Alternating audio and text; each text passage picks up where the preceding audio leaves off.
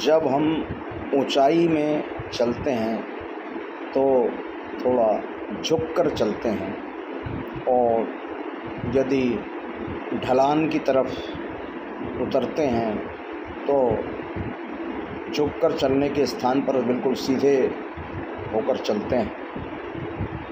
अतः इससे यह ज्ञान मिलता है कि यदि हम झुककर चलेंगे अर्थात नम्र होकर चलेंगे तो बहुत ऊंचाई में भी आसानी से चले जाएंगे, बहुत ऊंचे स्थान पर पहुंचेंगे। अतः जीवन में इसे अपनाना चाहिए, नम्र बनकर रहना चाहिए और नम्रता के साथ साथ ऊंचाई में जाना चाहिए।